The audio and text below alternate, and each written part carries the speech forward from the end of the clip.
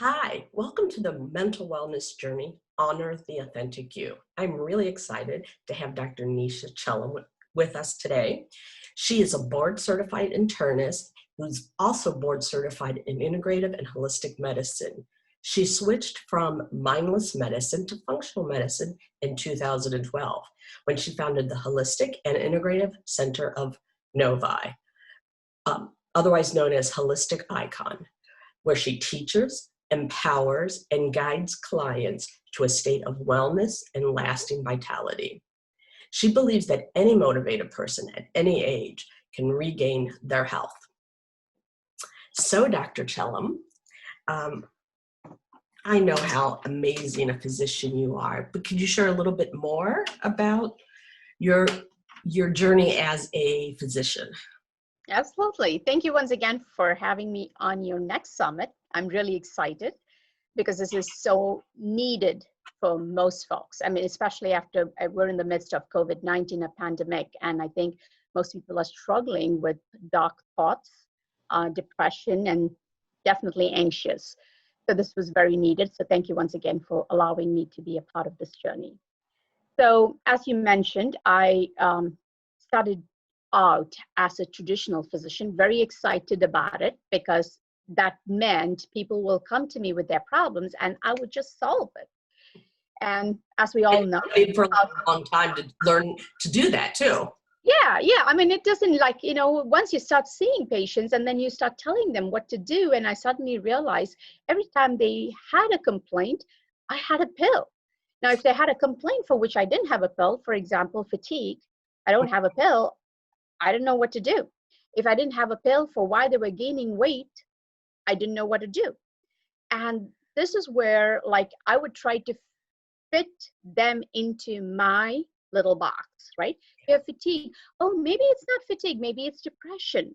Could it be just stress and you're getting depressed? Well, why don't you take a little Zoloft and you might feel a little better? So we start trying to push our patients into that little box we know where we can do something for them, right? And that's where the power of a physician lies. We want to be able to do something for them. But what if what we are doing is not the right thing? And that dawned on me almost, I would say, 10 years into practice. And I'm like, they're doing everything that I tell them to do.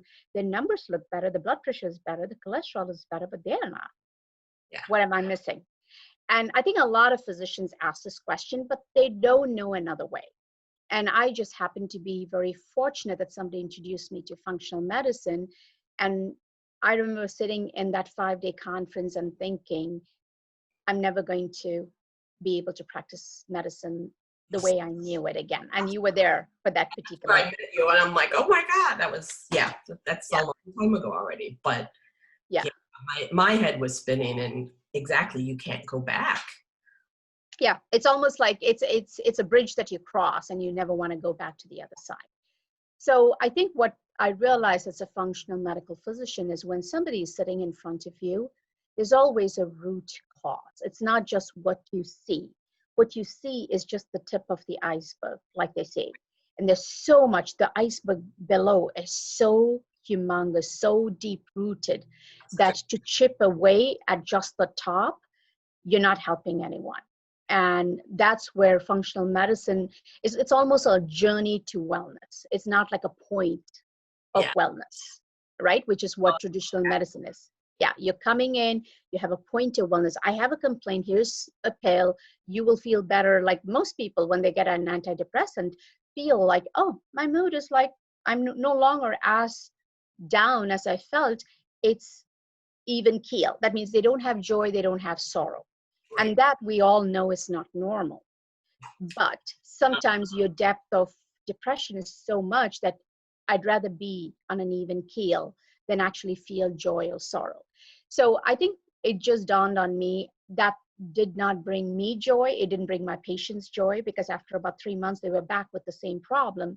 And that's why I chose, I mean, it took me a long time, because 2012, I got introduced to functional medicine, but it took me 2015. I still had a hybrid practice. And then 2018, I could take no more. And I said, this is it. I am going all deep diving into functional medicine. And that's all I've done. And that's how Holistic and Integrative Center was born. And really, I enjoy doing this because this is really about patient empowerment. It's a very difficult journey. So my best patients are patients who make health their priority. I mean, they have nothing else on their minds other than their illness and how they could get themselves better. If that's what their priority is, I'm the right physician. And that shift has brought both joy to me and my patients. I have a completely different relationship with them. So getting to ask, what do you need to heal and how can I provide that support is what I do, instead of what is the condition you have and what medicine is going to work best for you. It's just a shift in the questions we ask and the answers we seek. Yeah, it's an essential shift. I mean, it changes everything. Everything, yes, absolutely. So that's been my journey, and now it's like 2020, and I would say even through this pandemic, one of the things I was able to do is give patients a different perspective of how to handle their immune system. I mean, everybody's talking about what the coronavirus does and what testing you need to know if you're positive, negative, and stay socially isolated, wear a mask. I mean, everything that you should not be doing in order to protect yourself. But how do you get your immune system to be robust enough to help? People say, oh, there's nothing such as that. There is just getting your sleep in, eating food that is real food, and managing your mind, right? And those three things we all are capable of doing. You don't need somebody else to do that for you, and yet you're told there's nothing you can do. And so I found that my journey with my patients, where I was educating them, I had several webinars, educational webinars, and updated them about the virus for quite some time. And I feel like it was a completely different journey. We were not as stressed as the rest of the population about it. Because you were empowering people with knowledge. Yeah. And Something that they could actually do. Yeah, taking care of themselves, not depending on other people. You know, and this series is called Honor the Authentic You. Yeah. So yeah, it's huge. Where else do you see, I forgot how I was going to ask it. Where else do you see Honor the Authentic You? People that are disconnected from themselves. Yeah. Is kind of what I'm saying. And, you know, the series is all about people getting connected to that part of themselves. Yeah. Because Yes, absolutely. So let me put it this way. I, as an internist, my job is physical medicine, right? When I say physically, when you're physically ill, which is diabetes or high blood pressure or arthritis or autoimmune conditions, people think of their internal medicine. But I will say, I have never truly seen a 100% physical problem. You know, when they talk about a back pain or arthritis or autoimmune condition or hypertension, you always, if you dig deep enough, including cancer, if you dig deep enough, there is a part of them that has a deep-seated resentment, a rejection, and a feeling of poor self-worth. And when you actually sit down and dig deep, most of us struggle with one of the few feelings, the negative feelings that we have is, one is fear about, you know, what we call is looking good. Are you, what will others say, right? We're always worried about that aspect. The second part is having that shame, having that internal shame about something that you did, and it could hang over your shoulders. I mean, you would carry it as a burden for the rest of your life. And then the guilt, even if someone else did something wrong. For instance, an example would be a child that was molested but now is an adult, and the struggle that adult faces. right. That's a certain degree of guilt, right? So fear, the shame, the guilt, and that seems to be, and the poor self-worth seems to be the underlying. If you look, the foundation may be smaller for other people, it would be bigger for people who are struggling with a lot of depression and anxiety or post-traumatic stress disorders. Right. And I feel like to get to that layer is the hardest part. That takes, they probably have held on to that burden for 3-4 decades. Mm-hmm. And when they come to me with, with few visits, I'm not going to be able to go that deep. So getting that deep is what is required. And a lot of times when patients explain to me what they have done, they'll say, I've gone to so many psychiatrists. I've tried this antidepressant. I've tried an anti-anxiety medicine. I go to 3 different therapists, somebody who does EMDR, somebody who does hypnosis, somebody who talks to me. But this is just something that I was born with. My mother had it. My father had it, right? It runs in my family. These are all the things that they say to literally disempower themselves. In other words, they tell me things that I can't do anything about these things. This is all these things I've done and nothing seems to help. And then I ask them only one question: what have you done for yourself? And they look at me like, I went to the psychiatrist. I've been taking the medicines. I've been going to therapy. I said, yes, that is somebody else trying to help you. What have you done for yourself? And that's something that a lot of people you'll find cannot answer because they don't know what they can do for themselves. Right.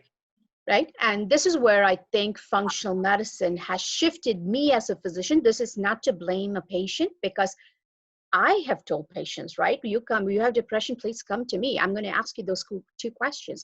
In the last 2 weeks, how hopeless or depressed have you felt? Have you felt like you want to kill yourself? I mean, those questions. And then I know, damn, you're depressed. Here you go. Here's a pill. And then I give a black box warning. You may feel like you want to kill yourself. Make sure you call. Right? It's like, so we taught our patients, like, if they have a problem, they need to come to us and we have that magic solution. So now we have created a whole generation of people who believe that they can't do anything for themselves. They just have to go to a doctor and get the right medication. Right. And I think that's the biggest disservice we've all done for each other. We're all in this together. So one of the things summits like this and conversations like this should do is help people understand that there is something they can do for themselves. And it always begins with them, because what goes on between the 2 years is far more important than what goes on outside. And that, the focus of this series is mental wellness. But as you know much better than I do, it has a part of, high blood pressure and diabetes and obesity. All of that has a similar course. Yep. So, I mean, I see 25-year-olds with hypertension for the last 5 years, and I'm like, that's crazy. Where does it come from? And they're not even obese. But when I sit down and talk to them, I get to see the stress, the burden that they carry.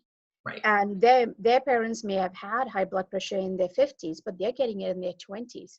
There's something that's completely we're missing. And so we're just treating the hypertension. So when they come to an internist and say, if they're found to have high blood pressure first, and internists will not treat them because they're 20. We don't see these things at 20, and we don't want to put them in medicines. So they go 2-3 years without getting treated, right? And then when you begin to treat them, they don't take their medicines because they don't see a difference.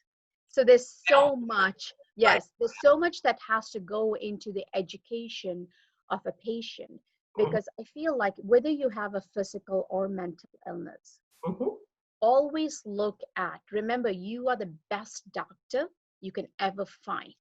So never stop advocating for yourself. Right. The patient. The patient is the best doctor they can always be, because they should never stop advocating for themselves. You can never give away the power of taking care of you to someone else. So I think one of the patients I love working with is they'll call me and they say, you know what, I read this study. Do you think this will apply for me?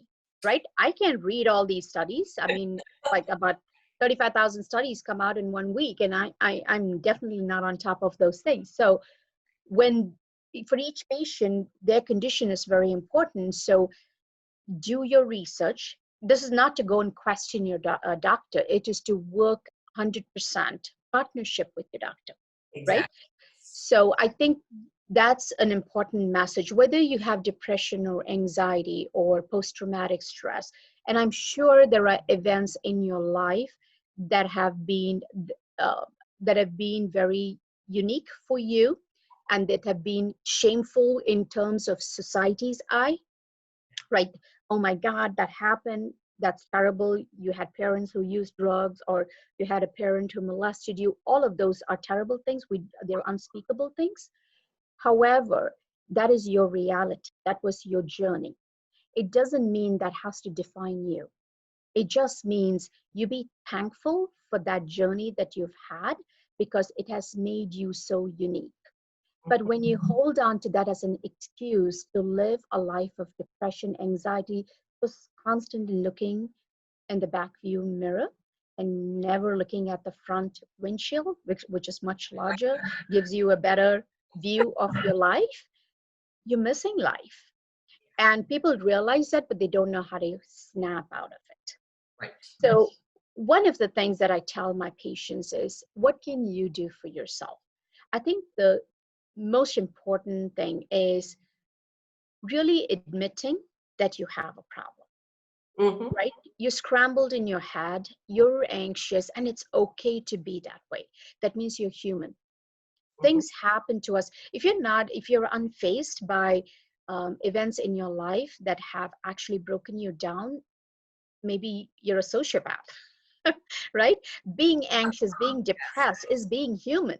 So, first of all, admit that, then seek out somebody who will actually support you if and when you decide that you want to get well.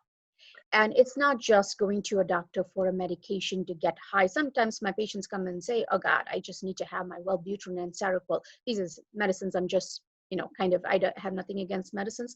I'm Right. not, but some medicines give a certain high, or a certain, like, I can go to sleep so I can miss out on life because it puts me to sleep.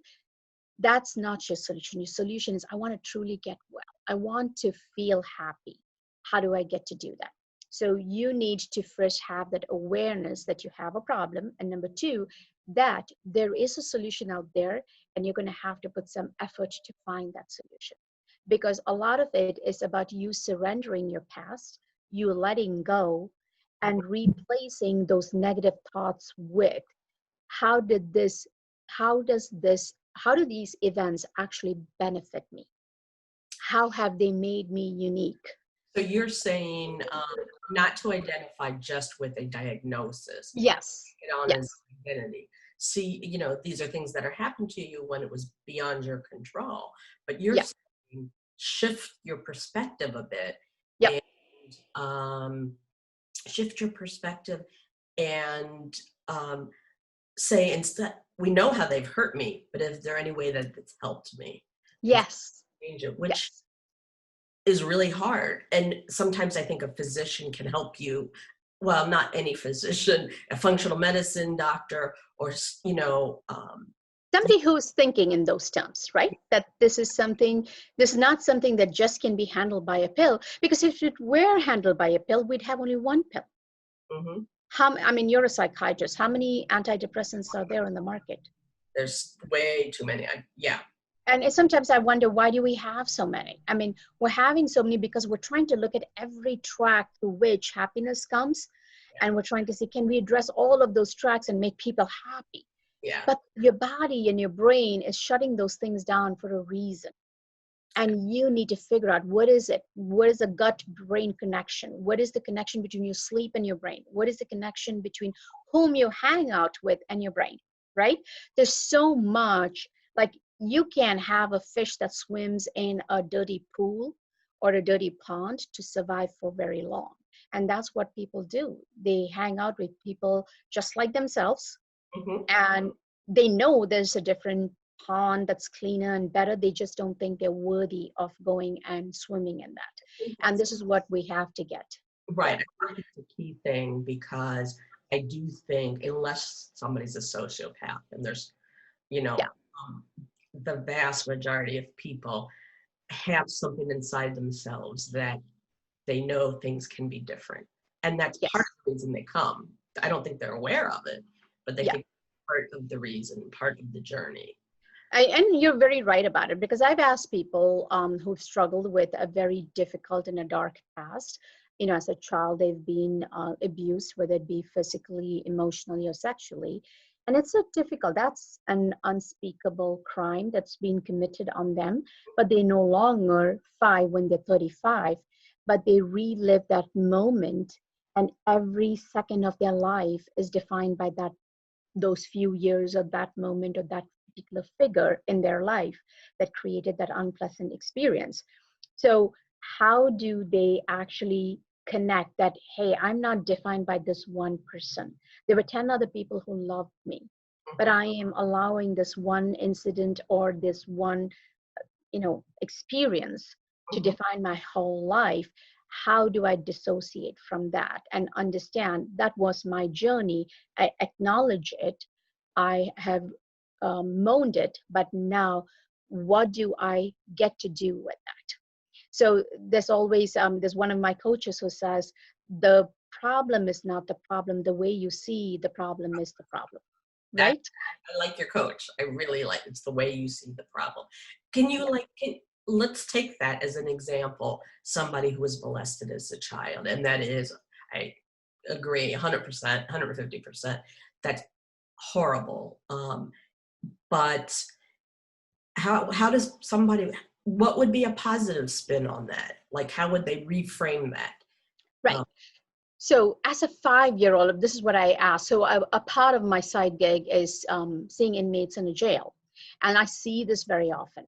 mhm, And one of the questions I ask them is, if you're an adult now, you're like 28, what would you tell your 5-year-old self when they come and tell you, I'm being hurt? What should I do? What would you tell them? How would you protect? And that's what you have to look at. Instead of living like the 5-year-old, mhm, you're now a grown-up person. How would you protect that 5-year-old? How would you protect your own child from something like that? And it sparks like, this is what I will tell them. I said, can you say that to yourself for a moment, to your 5-year-old self? Because you're allowing the sorrow of the 5-year-old stay alive. mhm. Can you support that 5-year-old and let them know that they're protected now and no one can hurt them? Right. And to get to that point, it's easier said than done. Oh, And this is why, yeah. this is why it's a journey. Because when you hold on to it, you've made a journey with those memories. You've defined yourself by that event. You have felt guilty and shame when it had nothing to do with you. And And that's common as children, that whatever parents do or adults, children believe it's their fault when yeah, we know. yeah, they actually feel like they did something to contribute to it. In fact, the adult that's abusing the child tells them that. Yeah. You're a horrible person. You don't tell anybody because they're going to make fun of you. You've heard those things being told. So that's ingrained in them that they are horrible and they're not worthy, and they carry that burden. So what people need to realize is, you've had a journey of illness. We have to make a journey to wellness, and that journey to wellness you may need support initially, a lot of support, but eventually it peels off. Because if that's what you want in life, you get everything that you want. And I truly believe that if people want to be well, they will. When they give up is when they don't get well, right? And the second thing I really want to bring this up is, we believe our healthcare system is there for these things. But this is what I've learned about our healthcare system. It is a business. Yeah. No matter how you spin it, it is a business. It has an entity that needs to stay alive through whatever patient, insurance, doctor, hospital, that relationship.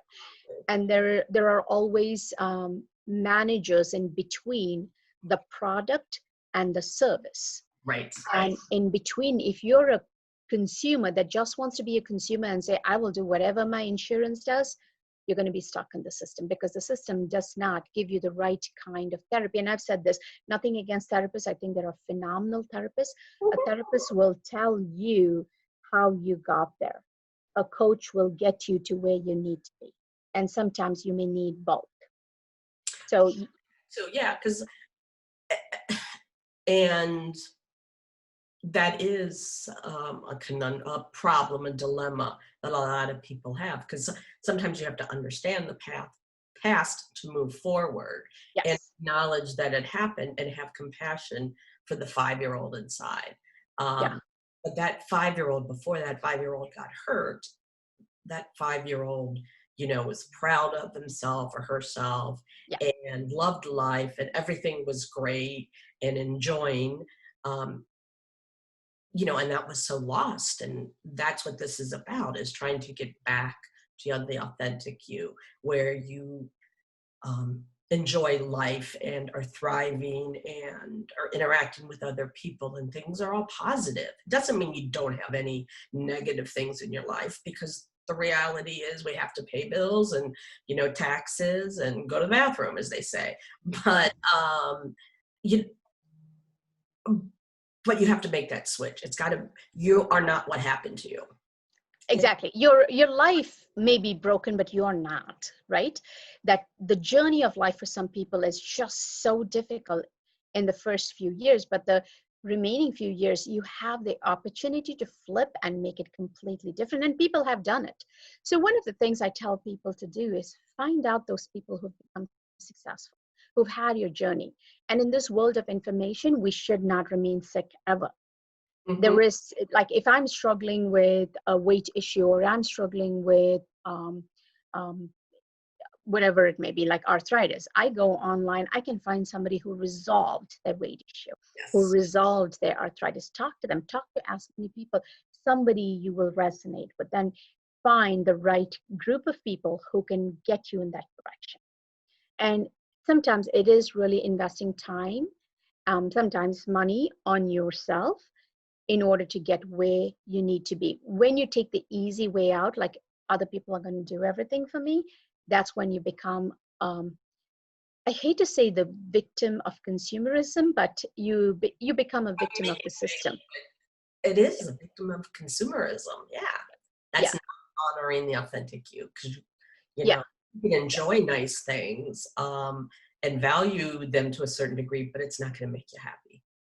absolutely. Yeah. It just, that one last thing that you want to buy, the last pair of shoes I'm ever going to get. No, it never stops there. Because it's somebody that's going to be making something even better that, like, you just wish you had. So yes, those are like little joys of life, little small, but they don't change you unless you dig deep and live just how you feel, and live without fear, without shame, without guilt. I think that's really the authentic you, where you're not doing something because you want somebody to respond positively towards you. Because every time you do something because you want a certain response from others, you're not being authentic anymore. Yeah. Right. And Can you right, give and examples? yeah. Can you? So for let me put it this way. um, let's say you're working as a part of a team. Working in a company. You're working as a part of a team, and you have different levels, right? I'll give you my example. Like, I had 3 employees. Mhm. The manager of my office would always show up 5 minutes late, right? And I've noticed it several times. So what is that she's showing to the rest of the team? It's like, hey, this is not important enough, I can show up. So I had to have a meeting with her, and I was, she ran everything for me. She ran my office, she took care of my patients, she was phenomenal in her work. But this was important too, right? This is not like a club where you come in whenever and wherever and go whenever and wherever you please. So, and then I had a wellness. I was having a wellness practice, and my office manager used to step out every 2 hours to smoke. Did not, and then you could get the smell of smoke in the office.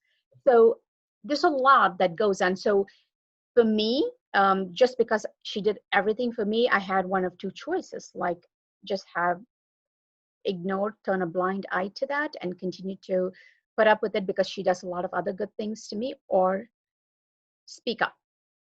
And I chose to speak up. Mhm. And so I lost a manager because she said, it doesn't look like you like anything that I do. So is it time for me to quit? I said, maybe. And that was the end. So sometimes you just have to get to that point. Nothing else should matter but what you feel, what is really true, what you stand for. People around you should stand for that. Otherwise, you're not being very strong for yourself, and nobody's going to respect you or Mhm. honor you for who you are because they don't know who you are, right? And I think that that was very important. So sometimes you have to stand up to people, and it may mean you're going to lose something in the short term, but in the long run, yes, your life will be defined by those choices. Right, because So you're following the authentic you. And if yeah, you stand up for yourself first and foremost, nobody else is. yeah. And And that gave the sent a message to everybody else because everybody knew how much I depended on her to run my practice, run my, in fact, she used to even babysit my kids. So that's wow, important, right? Yeah, that's how close she was. So it was very difficult for me to stand up and say, I'm so sorry, it's time we part. But it had to happen because I had to be very true to myself and also true to my other employees, because all it takes is one person mhm, to do the wrong thing and then the whole team falls apart. So I feel like that's with your family, with your friends. mhm, You got absolutely to stick in every uh, part of your life. There will be always that moment where you have to make the choice, where do you want to look good or do you want to be your authentic self? right. If you're going to look good, you're And other battling. things, yeah, Yeah, you're battling things and it's going to explode someday in the wrong places for the wrong things. So just speak up. It can be done privately, it can be done publicly, whatever you should be able to make that judgment, but just stand up for yourself. Don't try to live up to other people's expectations. You set expectations and live up to those. right. And when people are in your world, you set those expectations and say, this is like in our family, we have certain expectations for our kids, Mhm, right? It's not like rules. I don't mean to live their lives or dictate how they live their lives, but yeah, you don't steal, you don't lie, you don't kill. I mean, these are like certain rules and we live by them. right. So you want to really live up to your expectations rather than try to live for other people. I think that's really, that'll take you a long ways. And sometimes people get into live-in relationships, right, for a lot of reasons, for their kids, for finances, for relationships, I don't know, so many things. Same thing with the job, got to pay my mortgage. Now suddenly when COVID-19 came, just everybody got furloughed, Mhm, and suddenly your job didn't think you were important, but you were willing to give your life, your happiness, and everything for that job. So it gave a lot of time for people to really realize what is important, truly important for me. What do I really want? So I think life has a way of showing you, just open your eyes to those opportunities. the key is Yeah, got to be open and asking the questions, because if you're yeah, not asking the questions, you're not going to get there. And yeah, it sounds like a tiny shift, but it's a profound shift. You have yep. to ask yourself the questions and really think about it. Absolutely. Yeah, yeah. I mean, I think a lot of people know that something different is happening, but they just don't want to acknowledge it because they're so scared of what they will find. And you'll be amazed once you find it. It is just so relieving. I mean, literally, a burden is off your shoulders, and you get to be just you. And everybody gets to know who you are. They get to respect you for who. People should feel like they can predict how you're going to respond, what you like, what you don't like. No one, you should not fear someone, because when you fear someone, they fear you too. Mhm. And that's a huge problem in having that connection with the rest of the world, because they don't know who you are. They're afraid, and you don't know who they are because you haven't spent the time. And that's what happens when you allow past memories to define Mhm. your present and your future. So it's a very long journey. I don't think people should do this on their own. I really think they should have a team, whether it be a therapist, hypnotist, a psychiatrist, there's so many people, an internist, Functional a medicine. naturopath, herbalist. Yeah, it doesn't matter who you have, but have multiple people on your team, because this is a tough journey, Mhm. but it begins with you having an awareness and a desire, Yeah, an awareness that you have a problem and a desire to get better. right. To know there's a disconnect. So thank you so much, Dr. Chellam. I really enjoyed your wisdom that you shared with us today. And I believe there's a free gift you'd like to share with the audience. And Yeah. can you tell me a little bit about it? Give us a little insight. Yeah, absolutely. So I have two different gifts. One is the Consumer's Guide to Thyroid Disorders, Oh, which is actually a nice PDF, gives you all the things you need to know about the thyroid, what tests you should ask your doctors, and what you can do, all of those things. And the other is they can actually hop onto my website, because I have a free course, which is for patients okay. to really ask the right questions from their doctors. Like, I know you and I cannot help everybody who wants to follow a functional medical doctor. So at least let them get the important questions they need to be prepared with, to go to a functional medical doctor or a traditional doctor and say, these are the questions I have, and what should that interaction look like? What should their participation be like? So I'm It's excited about both of very those. little you with them. That's so Mhm. wonderful. Yeah, yeah. That. Love that. Yes. Hmm. Thank you, Dr. Chellam. I really, really appreciate you bring a lot of wisdom to this, and you know, I know, I know how wonderful you are as a physician, and um, so thank you. Thank you so much. I always enjoy talking to you, because you are a very authentic person. So this has been awesome, and I appreciate you calling me on again. Okay, all right. Take care, and I'll talk to you soon. Bye.